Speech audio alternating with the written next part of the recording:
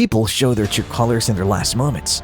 As the Joker famously said, "Bad deeds are sometimes purposefully committed by people. But if the guilty party feels remorse, maybe there's some light within the shadows. Yet, if they show no remorse, that person represents absolute wickedness." We'll discuss these criminals who showed no remorse for their crimes in this video. At first, Ronnie O'Neill here. He's under investigation in Riverview, Florida for 2 different homicides. O'Neill fatally wounded Kenyatta Barron at the scene of the shooting when he was 29 years old, and then by repeatedly beating their daughter to death with a hatchet, he was to blame for her passing. She was just 9 years old at the time. O'Neill also stabbed the couple's 8-year-old son before dousing the whole house in gasoline and setting it on fire. O'Neill was arrested after he managed to flee the house that was on fire. The son managed to escape, and only after suffering severe burns and injuries that put his life in danger. The first person to contact 911 about the event was the girlfriend, who could be heard screaming on the phone before hanging up suddenly. O'Neill called again 8 minutes later, this time claiming that his girlfriend had tried to kill him. O'Neill's mental health has improved since his arrest, enabling him to adequately defend himself on court. He put his now 11-year-old son, whom he had previously stabbed, through a line of cross-examination throughout the trial, during which the boy described everything that had happened. O'Neill asserted that the prosecution was fabricating evidence that was already in the public domain. The judge said that this was the most challenging case she had ever ruled over when O'Neill was being sentenced after the trial was ended. "This is the worst occurrence ever in my life. And trust me, I've seen some horrors," continued the judge. "I've seen some atrocities." He continued by saying that he had no regrets whatsoever about what he had done. "I don't take responsibility for something I haven't done, and I haven't once apologized. For the things I did," O'Neill said, "I did." O'Neill received 90 more years in jail without the possibility of parole, in addition to 3 life sentences overall. The detective who was watching O'Neill's trial that night of the murders finally decided to adopt him. Keith Ferguson, a native of Michigan, is the next killer. He was charged with a total of 12 separate crimes, including kidnapping and murder, and then taken to court to face his accusations. Ferguson, who was 40 at the time, was having an argument with his wife, Tiffany Ferguson, about getting a divorce when he began to violently beat her, and then he shot and killed her in front of their 4 children. The incident occurred during the time that Ferguson was arguing about getting a divorce.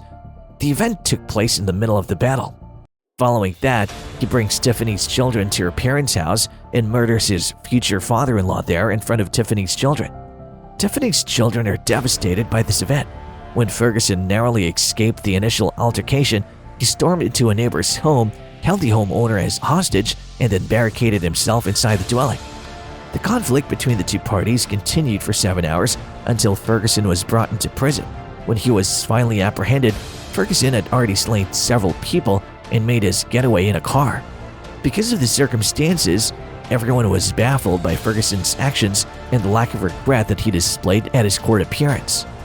Tiffany's best friend gives a victim impact statement when the defendant is being sentenced. In the statement, she adds that she always thought that Keith would hurt his wife. Tiffany was the victim of domestic violence. "I had no reason to doubt that he would kill her at some point. He has a pathological preoccupation with the welfare of his offspring. Both of them are incredibly dear to my heart." This other person reminded out that they killed both their mother and their grandfather. When asked about his children, Ferguson empathically said that he had no desire to ever meet or speak with them again, and that he had no intention of doing so in the future. "You have some significant psychological difficulties that need to be treated," and the court has responded by noting that the conduct in question is an example of the word insanity. Ferguson was given a sentence of life in prison without the chance of ever being released from his incarceration. The following one is Michael Swanson. When he went on a homicidal spree in Iowa at the age of only 17, he killed 2 gas station employees in the space of an hour.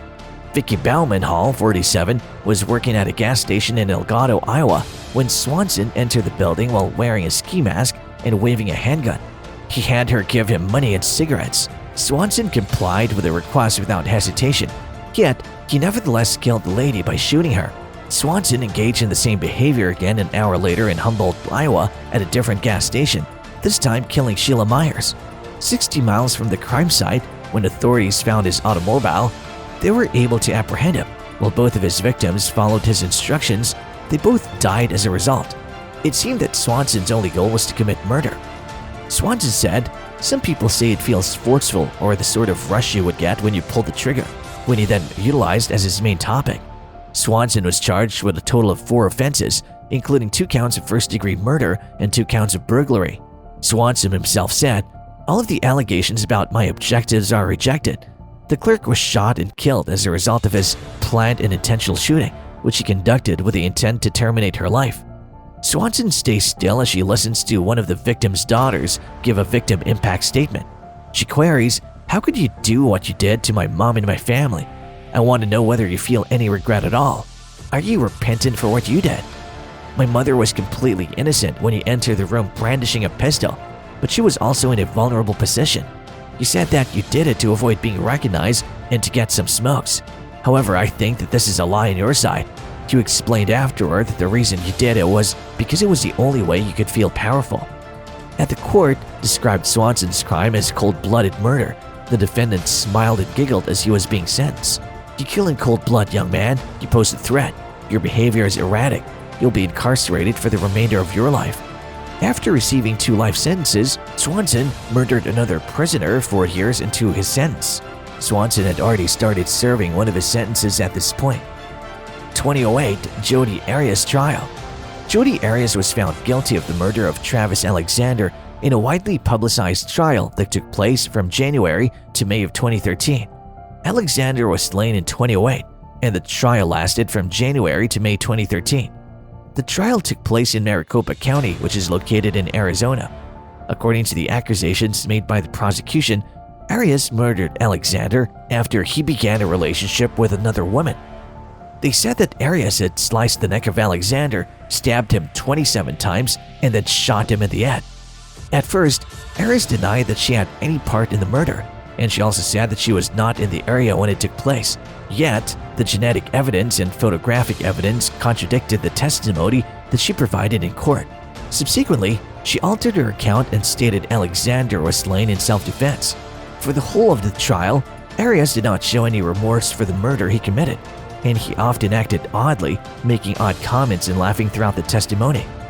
She even granted an interview to a television station while she was being kept in custody. Throughout the interview, she made jokes and laughed about the situation, which many people found to be unsettling. Arias was found guilty of first-degree murder in May 2013, even though she maintained that she had acted in self-defense. At the face of the trial devoted to determining the appropriate punishment, the jury was able to decide whether to impose the death penalty or a sentence of life in prison without the chance of parole. Once all was said and done, the judge decided to give Arias a life sentence without the possibility of parole. So that's the end of our video. Let's know in the comment section below.